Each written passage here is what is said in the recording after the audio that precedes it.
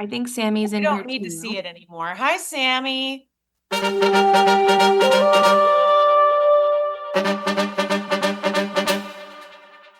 Yo, and welcome to My Summer Lair. I'm your host, Sammy. I've never been beamed up to the mothership because honestly, I'd spend the whole time on the UFO making your mothership is so fat snaps. Younan. This My Summer Lair episode has been brewing for a long time. Resident Alien has been one of my favorite TV shows since it premiered on January 27, 2021. That sounds like so long ago. On Sci-fi. The comedy is fantastic and the sci-fi is witty. Though, I still haven't read the Dark Horse comics it's all based on. I gotta get to that one of these days. One of the things I'm good at is curation. I enjoy beaming a spotlight at undervalued or overlooked hidden gems. And when Resident Alien debuted, I was happy to direct a bright Sammy spotlight on the series. The TV guide description reads, after crash landing in Patience, Colorado, your classic Norman Rockwell small town, an extraterrestrial who was sent here to wipe out humanity, he kills the town's doctor, the physician, and assumes his identity. Oh man, in your face, E.T. The doctor, the human doctor, was or is Harry Vanderspiegel, and he's played by Alan Tudyk, who's able to deftly manage being human and being alien sometimes at the exact same time. This TV series is fresh-tastic. Lots of sci-fi, lots of aliens and lots of UFOs, lots of sarcasm and lots of jokes. Anytime you can present heart and humor with an alien sent to Earth to destroy all of humanity, well, you've instantly created a warm path to my charming heart. Since season 1, I want to arrange an interview with the cast or some of the cast, maybe even just an extra. However, as anyone who has a podcast can attest, it doesn't happen for a variety of reasons. Life is messy, and no, this My Summer Lair episode is not brought to you by Tide. This ain't Feelings Friday. There's no stress. I'm not going to take you on my hero's journey or any of that junk. Happily, I just wanted to declare I finally participated in the online press junket for Resident Alien 4 Season 4. How amazing is it that this TV show has reached 4 seasons? Season 4 is a miracle. Season 4 of the show kicks off on June 6, 2025 on Sci-Fi in America, and in Canada, you can watch it on CTV Sci-Fi. This season, it opens with Harry and his half-human, half-alien baby Bridget stuck in prison on the Grey Moon base. And it gets worse. A shape-shifting alien called Mented has taken over Harry's body on Earth, passing himself off as the real Harry Vanderspiegel.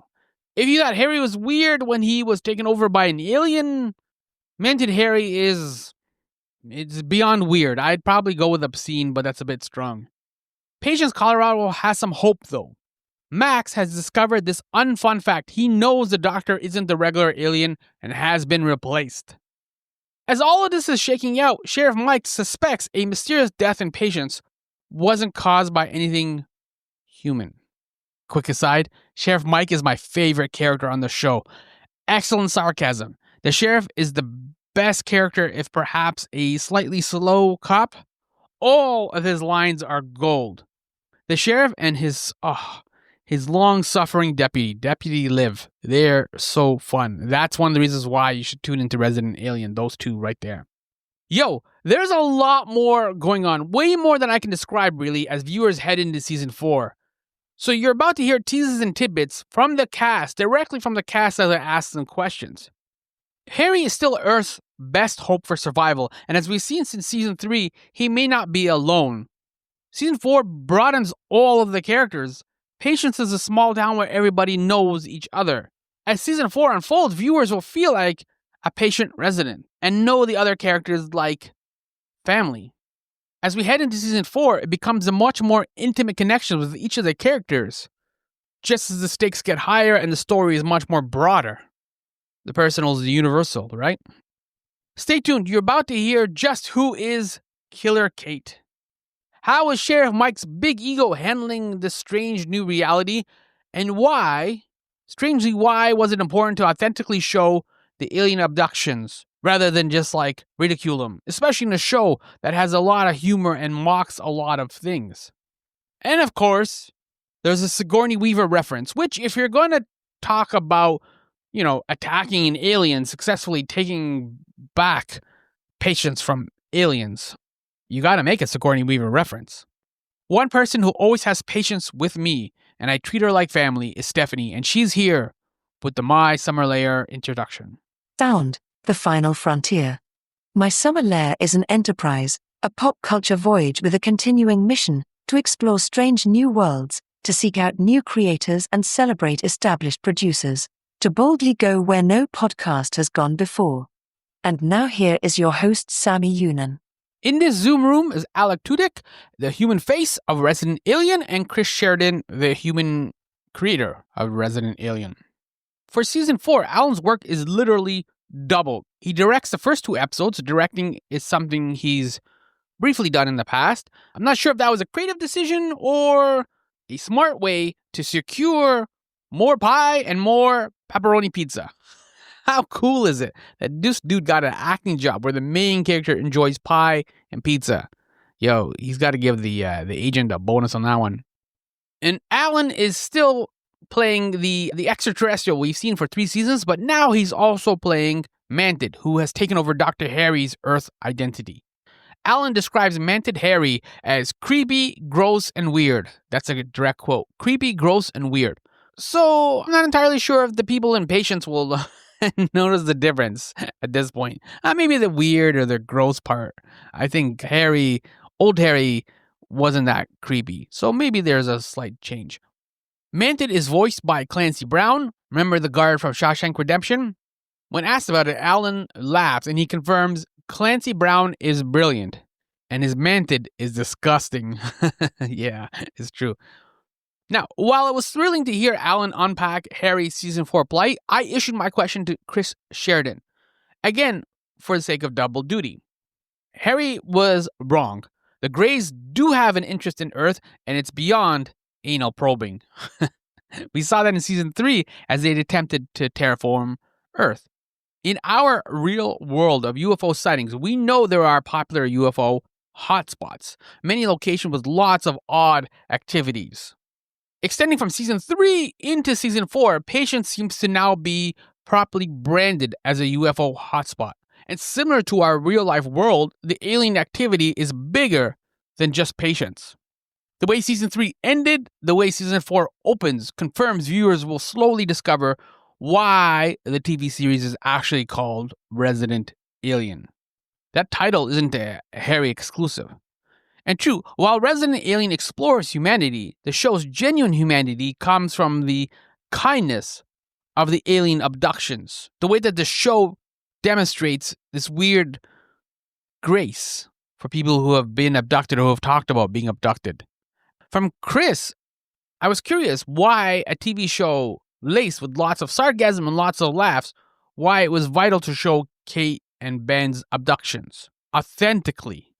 And it's funny because just to kind of highlight what I was getting at with my question, I use the analogy or the metaphor or is it simile? Which one's the... Anyways, I use one of them to say to Chris, your show, Resident Alien, basically went from Elf to X-Files, right? With your genuine treatment of these experiences. Alan did not take kindly to the Elf reference. I think he was fine. As a nerd, I think he was fine with the X-Files reference. I think it was the Elf.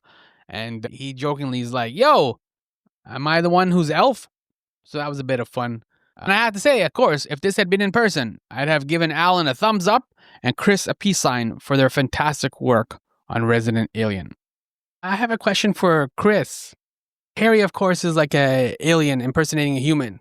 However, the show's humanity comes from like the alien abductions. Like the owls have been false memories for like decades as like a symbol. So for a TV series loaded with like lots of sarcasm and lots of laughs, why was it vital to show like Ben and Kate's abductions authentically? You basically went from like Elf to like X-Files. Yeah, it's a great question. I mean, wait a second, am I Alf? Yeah. Oh, is that a bad reference? Okay, go on. I'm sorry. Just Chris, replace the cat with the pizza and it's the same thing, isn't it? Nope. Go on, Chris. I mean, I think one of the keys to the show is is grounding it around this alien who comes in who's larger than life. And one of the ways to ground the show is to be as authentic as possible in every way, whether it's our portrayal of the indigenous community or any of the government stuff we do. And certainly all the alien lore, we try to be as authentic as possible to what is out there research-wise, people believe. And so it takes some research to try to capture that, but it's part of the fun of the show is portraying Ben and Kate's journey as abductees in the same way that we have read about or heard about for decades about this stuff happening to people and how they're reacting off of it. The hypnosis, the owls, the replaced memories.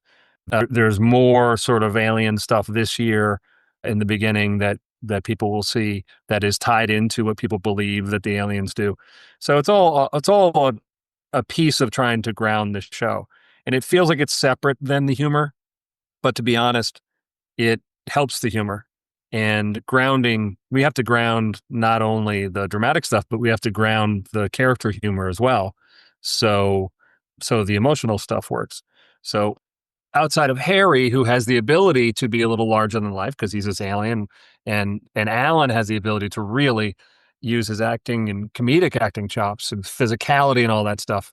Around Alan, it's really important to try to ground all the comedy in the other actors where it all feels real and all comes from character. Because as soon as the other actors got larger than life, if they ever did, then suddenly the show would feel like a cartoon and then the emotional connection would go away. Mm-hmm. It's a tonal sort of energy that you have to keep track of at all times. And a big part of that is grounding it, including grounding all the alien stuff and try to make that feel as real as possible. That makes sense. It does, yeah. Thank you. Sorry about the elf thing. Cheers. And I'll send you into the next room. In this Zoom room are the ladies of Resident Alien. Sara Tomko as Asta, Alice Wetterlund, the redheaded one, that's how Harry calls her, and Meredith Garretson, a.k.a. Kate. In this room, I concentrated on Meredith, Kate, married to the town's mayor, Ben. The slightly unhappy married couple are realizing that the disturbing visions that they've been having are actually memories. The Greys have been abducting Kate for the past several months, and Ben for practically his whole slightly dumb life. The evil aliens have even abducted the couple's baby from Kate's womb, which they're keeping for, I guess, research or something. It's pretty diabolical. As season 3 evolved, Kate became dead set on getting her baby back. Thankfully and oddly, she has help from Darcy, or as Harry calls her, Darby. It's close enough, I guess. It's actually pretty good for Harry. In the season 4 trailer, Kate informs her husband, "If aliens abduct me again, they're getting Killer Kate." Does that dummy look like me? What? if the aliens abduct me again, they're gonna get Killer Kate. That sums up her character right there. I want to secure a season 4 preview from Meredith on just who is Killer Kate. Sarah and Alice also chip in some really fun observations, and you'll hear them towards the end of Meredith's answer. Truly, if this had been in person, I would have given all three ladies a loud, "You rock" hand gesture, because they all do. Resident Alien has such a strong cast, and they're all written well, but also played well as well. I have a question for Meredith. Mm-hmm. Obviously, we've seen Kate over the 3 seasons get more and more aggressive. And in season 4, we already saw this in the trailer, but we get to meet Killer Kate. So who is Killer Kate and how would you describe her for season 4?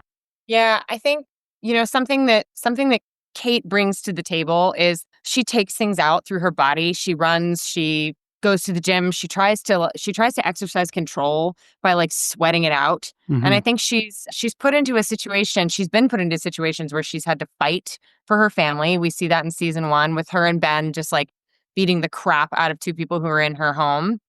And I think Killer Kate is the result of pressure and time. It's we have a person who has a situation happening to her that she cannot control. She doesn't know when it's going to happen next. And the one thing she wants more than anything in the world was just to have her baby back with her and to be safe. She can't, there's no way to do that other than to try and train herself physically so that when she gets taken again, because she doesn't remember what happened, on the ship. She doesn't remember escaping and Darcy taking the baby. So she's like, okay, the next time I go up, I'll be so ready physically that I can, crush skulls until I get to my baby. I can kick and punch and, scratch my way out of there. So that's Killer Kate. She's got her back against a wall, and, she's a tough broad, and it's like, don't put a wild animal in a cage. Yeah. You know what I mean? It's our John Wick season. Yes. Yeah. Like, kick it, punch it, bop it, squeeze it, kill it, get it, stab it. No, alien, stop it. Like, Yeah. bop it. She's our Sigourney Weaver for the alien. Yes. Everyone's got a Get little away from Sigourney her, Weaver. you bitch. Yeah, Sorry, right. allowed to say that on the Zoom. I don't know. You'll get a ticket from Zoom. Sammy, Kyle, and Jamie, this will be your last interview, and you'll be with Corey and Elizabeth. Yo to both of you. Hello. How are you? In this Zoom room is Corey Reynolds, who plays Sheriff Mike, and Elizabeth Bowen, who is Deputy Liv. Their comedic chemistry is outstanding and one of the highlights of Resident Alien. When season 3 ended, it appeared Sheriff Mike was slowly starting to suspect something. If patience was a pickle, Mike knows, that ain't kosher. Maybe, just maybe, Deputy Liv is right after all. Now, with season 4, Corey confirms So much of the sheriff's department had been cordoned off from the rest of the town for storytelling that, we over in the town hall, we kind of had our own little world. So now that these worlds have been merged, we as the cast get to be together more, which is always fun. I think it's been a long time coming. And indeed, he's correct. I'm including a question from Kyle Wilson from Lamplight Review. It's out in Phoenix, lamplightreview.com, because he and I are focusing on Sheriff Mike. Kyle asked Corey, what's it like for Sheriff Mike to be in on the secret? Aliens have been a surprise party, basically, in Resident Alien, and now Sheriff Mike, gets to yell out, surprise. After Corey answers, I extended the thread by asking about Mike's ego, which, of course, if you've been watching the show, is a central facet of the character. It's a lot for Mike's ego to process. Sheriff Mike knows a lot, and over the 3 seasons, he was certain in his knowledge. What shifted now is he thinks he knows a lot. His black and white world has been, ironically, shaken by a gray alien. Here's Kyle's question, then my follow-up. If this had been in person, I would have given Corey a fist bump and Elizabeth a high five for their solid comedic work on Resident Alien. Corey, what was it like this season to get to be in on the secret? I mean, and there's a little bit of a learning curve for Mike, but he gets in there and is part of like the inner circle of alien knowledge. Yeah, I think it's pretty earth-shattering for Mike. I personally enjoyed it as the actor because so much of the sheriff's department had been cordoned off from the rest of the town for storytelling that, we over in the town hall, we kind of had our own little world. So now that these worlds have been merged, we as the cast get to be together more, which is always fun. But it's I think it's been a long time coming, and I think it's the perfect time for it. I think if we would have continued down this realm of we're chasing something, but we can't catch it, you either get to this place of, are you ever going to catch it? Or just how bad a cops are these guys? You know what I mean? So I think Chris is brilliant in making sure that the show stays in alignment with the truest path of reality. And the reality is this had to happen because the story couldn't afford to keep finding weird ways to make sure that these people never learn what they learn. Because if they never learn it, then the stakes are never raised. Now you have this new component that's brought to the show where we're all working together collectively to protect each other from something more dangerous than the threat that Harry represented. And to do that, you're going to need everyone. So I thought that was really cool that we kind of spent the 3 years leading up to this. I want to carry on with that thread, Corey. How is Sheriff Mike's ego in season 4 handling like the possibility, like you said, there's something going on in the town and maybe Deputy Liv was right about certain things after all? Like, it's a lot for his ego to kind of process. Yeah, I think that's probably been the biggest challenge for him, is letting go of him thinking he knew everything. You can't tell somebody who knows everything anything. You know what I mean? And he just got his world changed. And I think, I think what it's done with the dynamic between him and Deputy Liv is, the reality is Deputy Liv's been right the whole time. Right the whole time. And there's nothing that Mike sees as more telling of someone than, are you right or wrong? And her being right this whole time, I think, has forced him beyond wanting to do it, but the sense of needing to acknowledge that she's been right this whole time. And they have that moment where I think he is legitimately disappointed in himself that he forced her to struggle so long to lead him to the truth. That is something that I think he is still trying to figure out what to do with. But it is her, and I'm getting too long in this answer, so I'm going to wrap it up. But it pretty much is her being right this whole time. So we are wrapping up. Thank you.